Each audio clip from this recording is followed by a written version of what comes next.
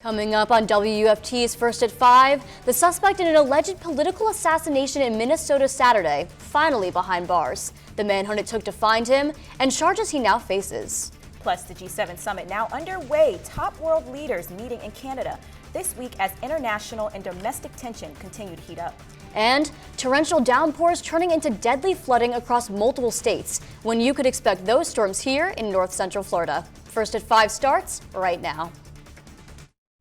First at 5. From the University of Florida's College of Journalism and Communications, you're watching WUFT News. Severe weather has been wreaking havoc throughout the United States the past few days, including deadly flash flooding in parts of West Virginia and North Carolina. But we won't see such severe weather here.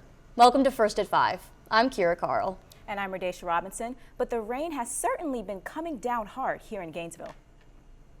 UF forecaster Aiden Wacksman joins us live right now with the weather forecast on why we should be carrying an umbrella. Yeah, Radaysha, carrying an umbrella is a good idea because some of these pop-up showers and thunderstorms are moving through parts of north central Florida. A stronger storm around parts of Newberry is starting to fizzle out, but you have plenty making their rounds in Marion County and parts of Putnam County and Clay County as well. These storms have been intensifying over the last 30 minutes or so as they continue to move a little bit to the north, but they're staying pretty intense because they don't have much of anywhere to move due to a sea breeze boundary. The rest of the night at 8 o'clock, those storms should clear out. Tomorrow morning, a possibility for fog, but we should be staying pretty warm even into the morning hours. Coming up, I will let you know what day of the week is best for you to get the lawnmower out because it has been raining a lot lately. The man accused of a deadly shooting spree in Minnesota will face federal and state murder charges. Authorities say Vance Bolter wounded a state senator and his wife and then killed a Minnesota representative and her husband Saturday morning. Ivan Rodriguez has the latest developments and who else the alleged assassin was targeting. Vance Bolter inflicted unimaginable harm to our community Saturday morning, and he did it while impersonating the very people who are trusted to protect and serve. Investigators say these haunting surveillance images show murder suspect Vance Bolter wearing a mask, police-style badge, and tactical vest as he approached the front door of Democratic State Senator John Hoffman early Saturday morning. Bolter is accused of shooting and wounding Hoffman and his wife shortly before he shot and killed State Representative Melissa Hartman and her husband. Authorities captured him after a massive, roughly 43-hour manhunt. Today, the manhunt is over, but the investigation continues. And more importantly, the process to healing begins. Bolter is now in federal custody. State law enforcement turned him over Monday morning to face additional charges. My expectation based on prior cases is the federal charges will be litigated first, but the state charges won't necessarily go anywhere. While law enforcement is still investigating a motive, they have confirmed the accused gunman had an apparent hit list with dozens of names, including prominent Democrats and figures with ties to Planned Parenthood or the abortion rights movement. It is a frightening time we are living in. Political violence is prevalent, and the way we talk to and about each other has raised the temperature to unfathomable levels. We cannot continue on this way. In St. Paul, Minnesota, I'm Ivan Rodriguez reporting. Dozens of veterans were arrested outside the Capitol building Saturday as they protested President Trump's military parade in Washington. Among them, 87-year-old Gainesville resident John Spitzberg, who was taken arrested after crossing a police line during the protest. It was one of many demonstrations occurring throughout the country Saturday. The demonstrations came on the heels of a week of protests in Los Angeles, where the National Guard and U.S. Marines were deployed by President Trump. Many of the signs brought by protesters mentioned ICE, cuts to social programs, and democracy in general. You make us strong, and tonight you have made all Americans very proud. Every other country celebrates their victories. It's about time America did too. Protesters remained overwhelmingly peaceful, keeping to sidewalks, courtyards, and designated protest areas. 55 attorneys general have agreed to a $7.4 billion settlement with bankrupt drug maker Purdue Pharma. The agreement was reached earlier today with the attorneys general of all 50 states, Washington, D.C., and 4 U.S. territories. The payment is intended to resolve thousands of lawsuits alleging Purdue Pharma's OxyContin created and fueled a nationwide opioid addiction crisis. According to the officials, members of the Sackler family, owners of Purdue, confirmed their plan to move forward with the settlement. The Purdue Pharma settlement in principle is the nation's largest settlement to date with individuals responsible for the opioid crisis. New Florida regulations regarding hemp packaging, labeling, and marketing go into place starting today. The Florida Department of Agriculture says hemp products must now have child-resistant packaging, a scannable QR code with the product's testing information, and no cartoons or images that may be more attractive to children. This coming in response to the over 700,000 packages of hemp products found to be targeting children since July 2023. Commissioner of Agriculture Wilton Simpson strongly encouraged hemp food establishments to review their products, labeling, and packaging practices to ensure compliance with the amended rules. A crash involving hazardous material shut down all of I-4 in Isosceles County this morning. We're taking a live look at the scene where the road is still shut down. You can see a slew of fire trucks and other first responders working to get the area cleaned up and the road back open. The Florida Highway Patrol says the crash involved a 2017 Ford Focus and a semi-truck carrying fertilizer and a hazardous material. FHP says the semi flipped and caught fire after the collision. No words yet on any injuries. Gainesville City offices will be closed Thursday, June 19th in observance of Juneteenth. RTS bus services are also canceled for the holiday. However, residential garbage, recycling, and yard waste will be picked up. Also happening in Gainesville, the Gainesville Police Department will conduct a citywide seatbelt enforcement campaign from 6 p.m. until 10 p.m. tonight. The campaign, titled Click It or Ticket, encourages Gainesville residents to buckle up before hitting the road. City of Ocala officials are asking neighbors to save gas and cash this week and ride free with Suntran. They're asking neighbors to join the nationwide movement of dumping the pump to reduce emissions, skip the stress of driving, and save money. Suntran began offering free rides on Saturday and will continue all of week until June 21st. You can find the list of routes on the website listed on the bottom of the screen. When First at 5 returns, President Trump meeting with world leaders this week as part of the G7 summit in Canada. The trade deals he hopes to make and why conflict in the Middle East is taking center stage. You're watching WUFT-TV News. The G7 summit is underway right now in Canada. This gathering of world leaders is taking place just days after Israel's unprecedented strike on Iran as both sides widen their attacks. And as Julia Benbrook reports, this summit also comes at the time Canada and the U.S. are still at odds over their tariffs. The G7 summit is the first international summit of President Donald Trump's second administration, giving us a glimpse at how he plans to handle these relationships over the next several years.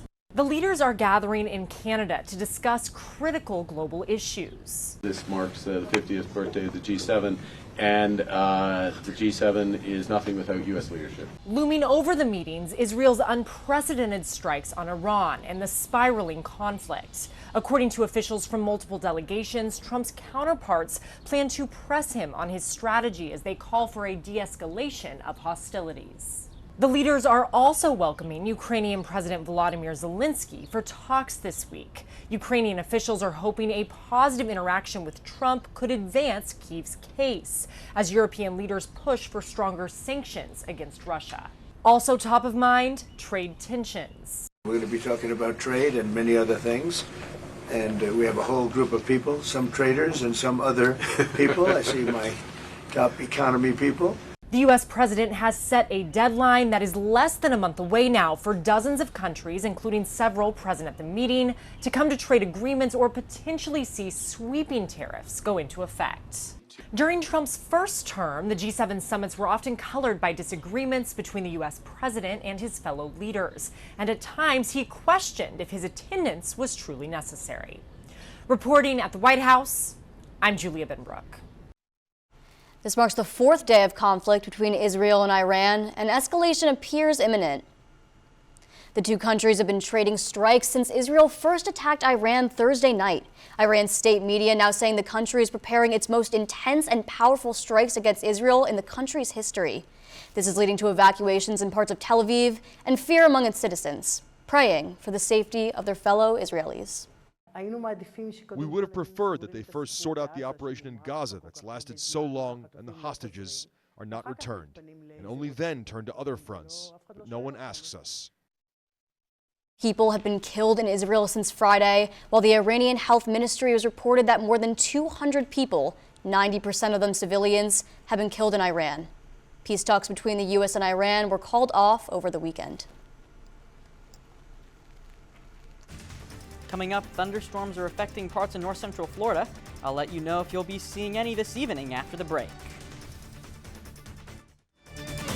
You're watching WUFT-TV News. Well, I don't know about you guys, but I feel like every week we've been talking about rain. I agree. And Aiden, you've been tracking this rain here in north central Florida.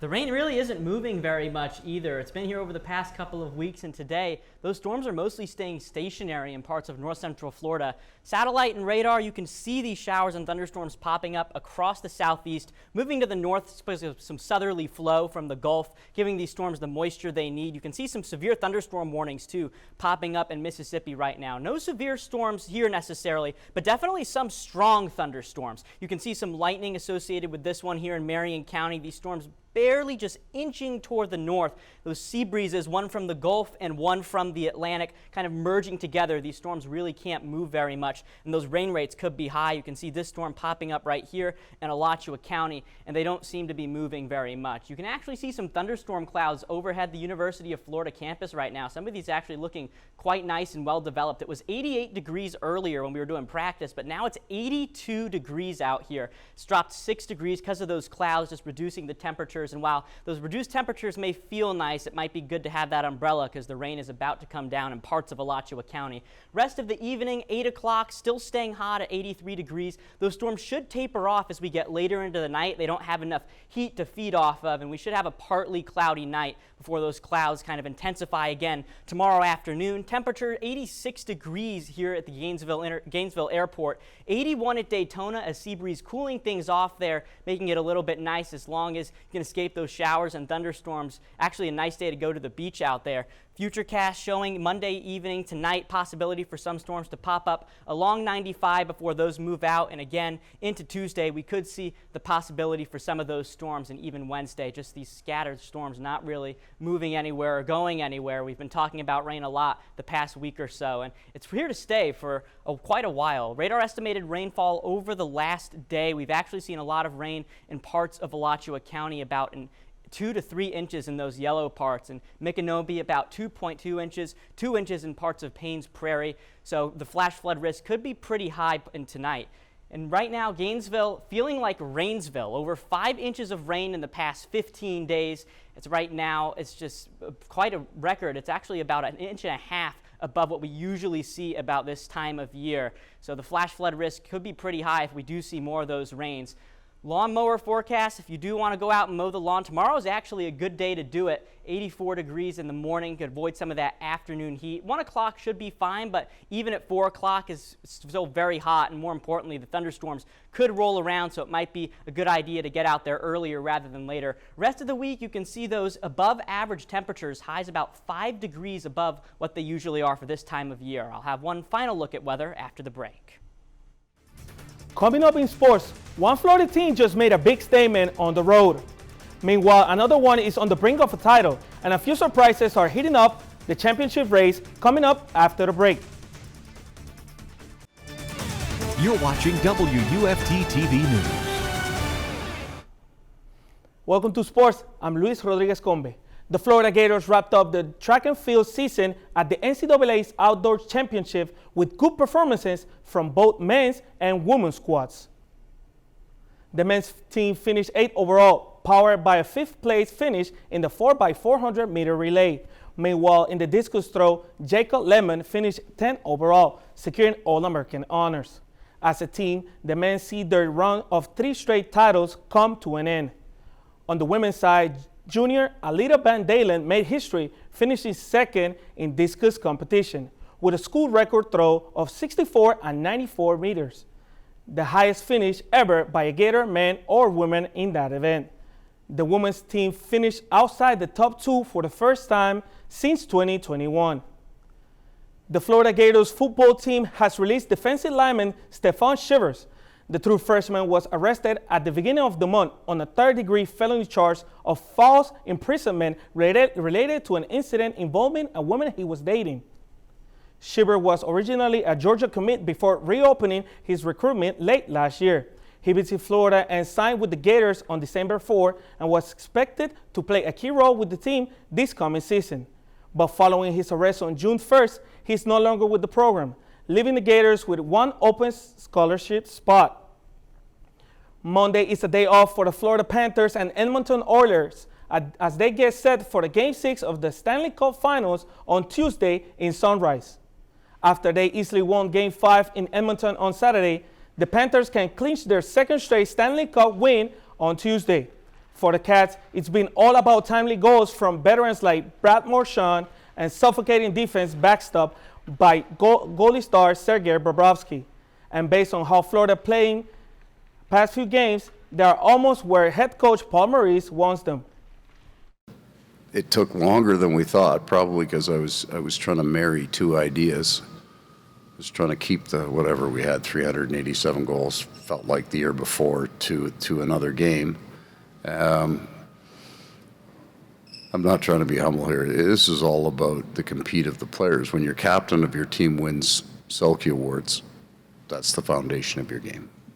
If the Panthers win Tuesday, they will be the first team to repeat as Cup champs since the Tampa Bay Lightning did in 2020 and 2021. And if they do win, there's a serious case to be named for Brad Marchand as playoffs MVP. Florida acquired him at the trade deadline, and he has 10 goals and 20 points in the playoffs. If Edmonton wins, it will force a second straight Game 7 between 2 on Friday night in Canada. The Tampa Bay Rays arrived to the city that never sleeps and made a big statement, sweeping the New York Mets in a 3-game set capped by a 9-0 shootout on Sunday. At the plate this weekend, Tampa Bay totaled 28 hits and drew 15 walks over the series, including a 2-run double by Jonathan Aranda in the 5th inning and a clutch 3-run homer by Junior Caminero in the Sunday finale.